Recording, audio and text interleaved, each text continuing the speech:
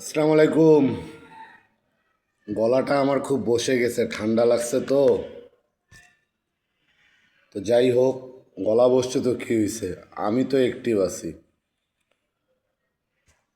তো আজকে আমি যে বিষয়টা নিয়ে কথা বলবো,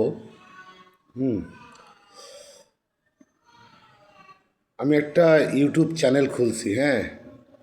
ওটার আমি নাম দিছি তিক্ত সত্য। মানে মানে যে কথাগুলো তিতা কিন্তু সত্য কথা, সেগুলো হচ্ছে আমি বলবো আর কি। এই আমার চ্যানেলটাতে আমি এই কথাগুলো বলবো। তো আজকে আমাদের বাংলাদেশের প্রেক্ষাপটে আমি যে কথাটা বলবো, যেহেতু আমি একজন ক্রিকেটার ছিলাম, দিনাজপুর জেলা টিমে খেলছি, অনেক জায়গায় খেলছি, হ্যাঁ। এই ক্রিকেটের জন্যই আল্লাহর অশেষ রহমতে আমার একটা পরিচিতি আছে। ঢাকা লিগও খেলছি আমি। তো যাই হোক, আজকে আমি যে বিষয় নিয়ে কথা বলবো সেটা হলো আমাদের বাংলাদেশ ক্রিকেট ক্রিকেট বোর্ড আর কি, হ্যাঁ, যেটাকে আমরা বলি বিসিবি। তো একটা বোর্ডের দায়িত্ব থাকে দেশের ক্রিকেট নিয়ে কাজ করা, তাদের মেন দায়িত্ব এটা।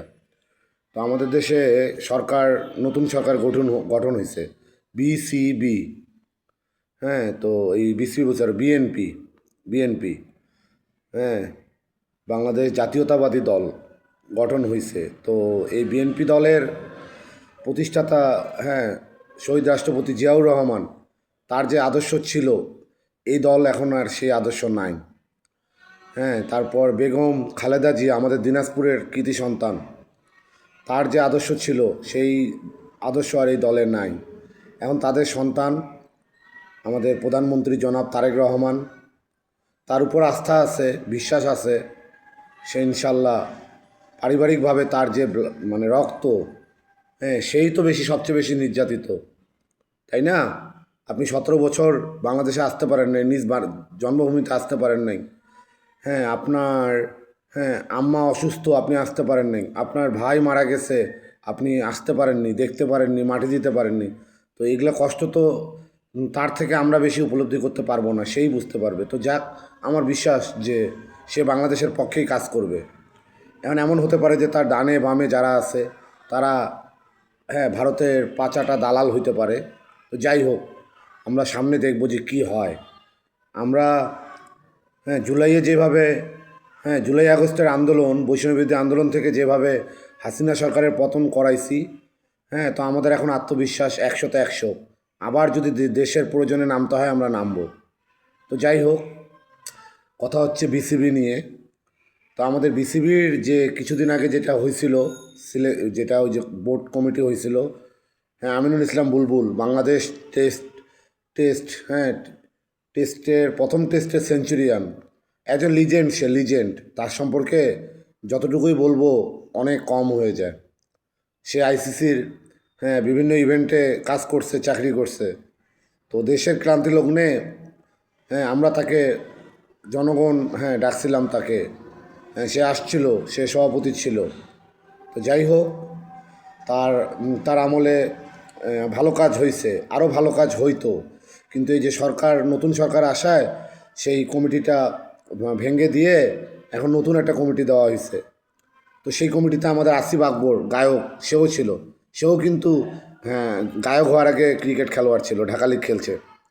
তো যাই হোক, এই মানুষগুলো খুব, তারপরে যে এম নাজমুল ভাই, সেও ভালো ছিল, হ্যাঁ। মানে এরা দেশের জন্য আর কি। তো যাই হোক ভাই, আমাদের দেশে হলো চোর বাটপার বেশি, এই জন্য, হ্যাঁ, কাজ করা অনেক কঠিন। তো এই বডিটাকে ভেঙে দেওয়া হয়েছে। ভেঙে দিয়ে যে নতুন কমিটিটা আসছে আর কি, আমাদের তামিম ইকবাল, একে তো ভালো মনে করছিলাম। এ যখন ওই যে হার্ট অ্যাটাক করলো বিকেএসপিতে, দোয়া করছিলাম আমরা, দোয়া। কিন্তু সেই দোয়ার, হ্যাঁ, মানে মূল্যায়নটা সে করলো না। সে আমাদের লিজেন্ডারি আমিনুল ইসলাম বুলবুল, হ্যাঁ, তাকে সরিয়ে দিল। তো ভাই তামিম ইকবাল, আপনার কিন্তু 3 তারিখে সিগনেচার আছে, গণভবনে গেছিলেন। আপনি কি করছেন না করছেন আপনি জানেন ভালো করে। তো যাই হোক, এখন আপনি বেশি একটু চামচামি করে, দালালি করে আর কি জায়গা নিচ্ছেন, নেন, সমস্যা নাই।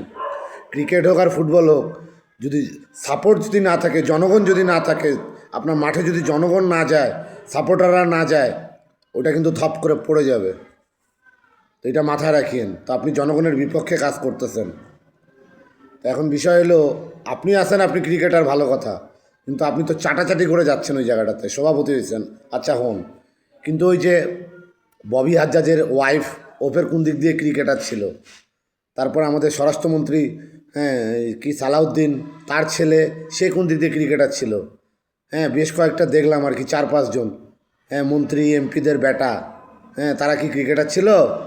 ভাই, আমরা পরিবারতন্ত্র চাই না, আমরা চাই যোগ্যতা দিয়ে যাবে সেখানে, সেটা একজন, হ্যাঁ, বোর্ড মেম্বার হোক আর একজন খেলোয়াড় হোক, যোগ্যতা দিয়ে যখন আপনি যাবেন তখন আপনি ওই জিনিসটাতে আপগ্রেড হইতে পারবেন, ওটাতে সফলতা অর্জন করতে পারবেন। আর যখন আপনি ওই ওই টানে আনবেন একজনকে, চাচা হয়, মামা হয়, ভাই হয়, টানে বসায় দিবেন জায়গাটাতে, ওই জায়গাটাতে হবে কি জানেন, আপনার যারা যোগ্যতা দিয়ে আসছিল তারা ওইখান থেকে অটোমেটিক তারা মানে জায়গা করতে পারবে না, তাদেরকে সরে যেতে হবে। যেরকম আমিনুল ভাইকে সরাই দিলেন, হ্যাঁ, ইয়াকে সরাই দিলেন, আপনার কি বলে, আসিফ ভাইকে সরাই দিলেন। তো যাই হোক, করেন আপনারা, আমরা আছি, রেডি আছি, যখন দরকার হবে নামে যাব। তো এখন বিষয় হচ্ছে, আমরা ভালো কিছু চাই, আপনারা যদি ভালো কিছু করতে পারেন তাহলে আমাদের কোনো সমস্যা নেই, কোনো সমস্যা নেই। আর যদি ভালো কিছু না করতে পারেন তখন কিন্তু আমরা নামবো। তো ওই সময়টা আপনাদেরকে দিব। যাই হোক, বিষয়টা হচ্ছে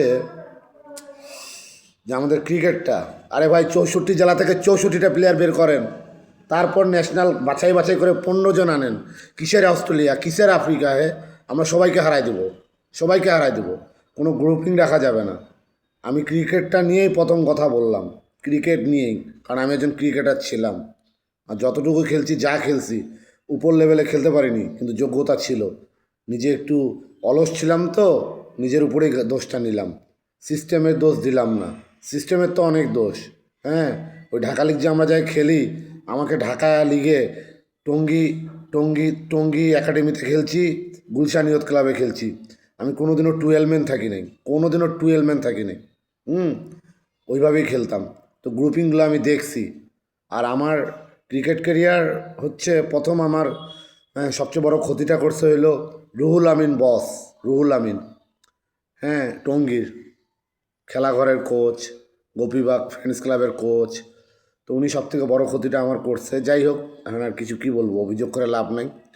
এখন আগামী যে জেনারেশন আছে, আমরা এটা ভালো জায়গা চাই, আমরা একটা, হ্যাঁ, ভালো প্লেয়ারদেরকে চাই, ভালো সিস্টেম চাই, হ্যাঁ, জেলাভিত্তিক খেলা চাই আমরা। আমাদের দিনাজপুর জেলায় খেলাই হয় না, খেলাই হয় না, মাঠ পড়ে আছে কিন্তু খেলা হয় না, মাঠ এখন সেনাবাহিনী নিয়ে রাখছে। যাই হোক, তো আমরা খেলা চাই, ভালো একটা বডি আসুক, ভালো একটা কাজ করুক, আর লুটপাট চাই না। ওই বিসিবির ওই 900 কোটি টাকা, 1000 কোটি টাকা, 1400 কোটি টাকা, আমরা লুটপাট চাই না, দেশের বাইরে পাচার চাই না। আমরা চাই যে আপনারা আপনারা তৃণমূল পর্যায়ে, মানে, হ্যাঁ, মানে ওই যে জেলাভিত্তিক, উপজেলা ভিত্তিক, আপনারা বিভিন্ন উদ্যোগ নেন, নিয়ে ক্রিকেটটাকে সামনে আগায় নিন। ক্রিকেটের পাশাপাশি ফুটবলটাও সেম।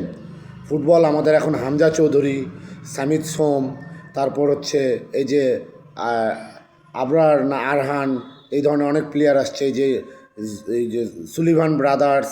আমরা কিন্তু চাইলেই, যদি আমরা ভালোভাবে একটা প্রজেক্ট করতে পারি, আমরা আগামী 8, 10, 12 বছরের মধ্যে, মানে 2-3টা ওয়ার্ল্ড কাপের মধ্যে আমরা এশিয়ায় ফাইট দিয়ে একটা, হ্যাঁ, মানে এশিয়ান কাপ, ওয়ার্ল্ড কাপ, এগুলো আমরা করতে পারি, করতে পারি, চেষ্টা করতে পারি। তো যাই হোক, হ্যাঁ, ভালো কিছু আমরা চাই। আর যদি খারাপ কিছু হয়, সময় দিচ্ছি, সময় পরে আমরা নেমে যাব। ঠিক আছে, ঠিক আছে, সবাই ভালো থাকেন। আসসালামু আলাইকুম।